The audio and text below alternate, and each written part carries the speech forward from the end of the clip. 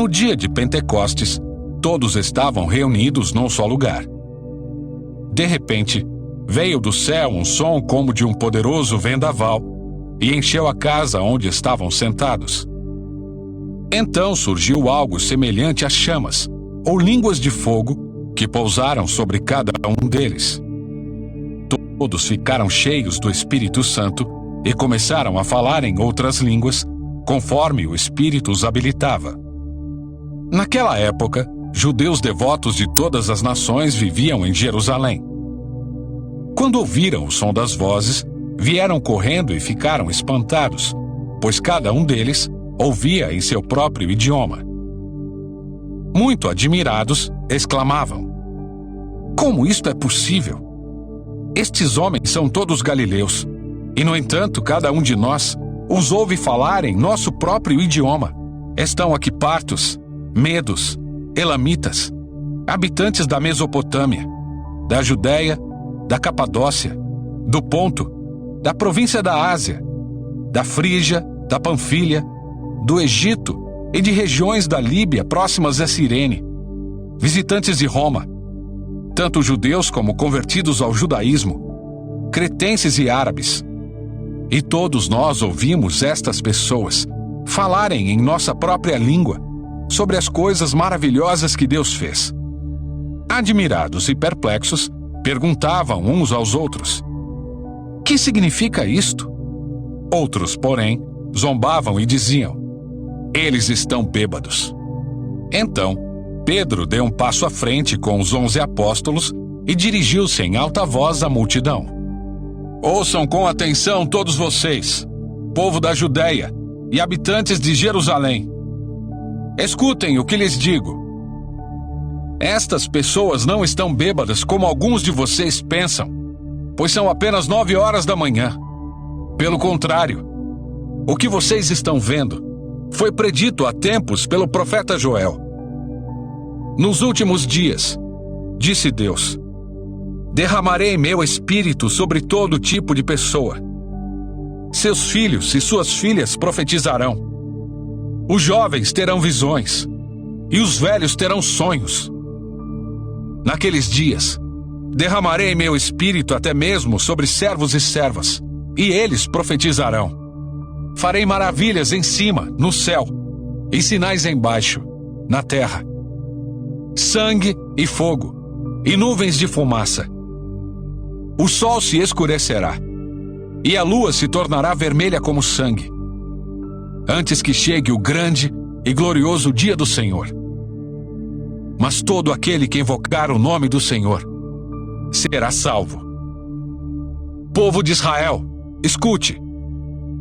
Deus aprovou publicamente Jesus, o Nazareno, ao realizar milagres, maravilhas e sinais por meio dele, como vocês bem sabem. Ele foi entregue conforme o plano pré-estabelecido por Deus e seu conhecimento prévio daquilo que aconteceria. Com a ajuda de gentios que desconheciam a lei, vocês o pregaram na cruz e o mataram.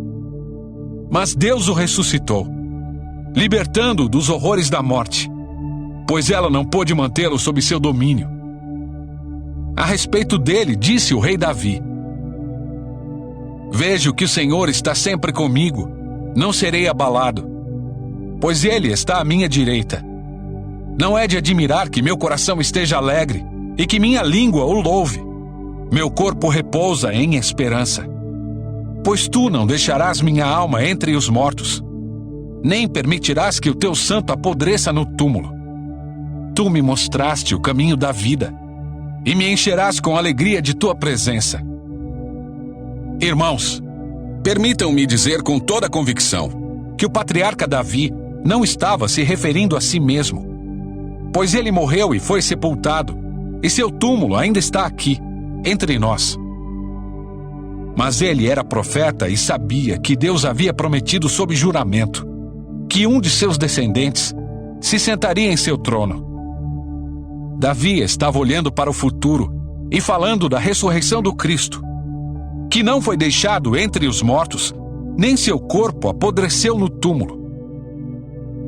Foi esse Jesus que Deus ressuscitou, e todos nós, somos testemunhas disso. Ele foi exaltado ao lugar de honra à direita de Deus.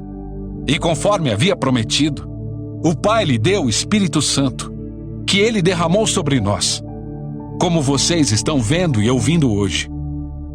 Pois Davi não subiu ao céu e, no entanto, disse: O Senhor disse ao meu Senhor: Sente-se no lugar de honra à minha direita, até que eu humilhe seus inimigos e os ponha debaixo de seus pés. Portanto, saibam com certeza, todos em Israel, que a esse Jesus, que vocês crucificaram, Deus fez Senhor e Cristo. As palavras partiram o coração dos que ouviam, e eles perguntaram a Pedro e aos outros apóstolos: Irmãos, o que devemos fazer? Pedro respondeu: Vocês devem se arrepender para o perdão de seus pecados, e cada um deve ser batizado em nome de Jesus Cristo. Então receberão a dádiva do Espírito Santo. Essa promessa é para vocês, para seus filhos e para os que estão longe, isto é, para todos que forem chamados pelo Senhor nosso Deus. Pedro continuou a pregar, advertindo com insistência a seus ouvintes: Salvem-se desta geração corrompida. Os que acreditaram nas palavras de Pedro foram batizados, e naquele dia houve um acréscimo de cerca de 3.000 pessoas. Todos se dedicavam de coração ao ensino dos apóstolos, à comunhão, ao partir do pão e à oração. Havia em todos eles um profundo temor, e os apóstolos realizavam muitos sinais e maravilhas. Os que criam se reuniam num só lugar e compartilhavam tudo que possuíam. Vendiam propriedades e bens e repartiam o dinheiro com os necessitados. Adoravam juntos no templo diariamente. Reuniam-se nos lares para comer e partiam o pão com grande alegria e generosidade, sempre louvando a Deus e desfrutando a simpatia de todo o povo. E a cada dia, o Senhor lhes acrescentava aqueles que iam sendo salvos.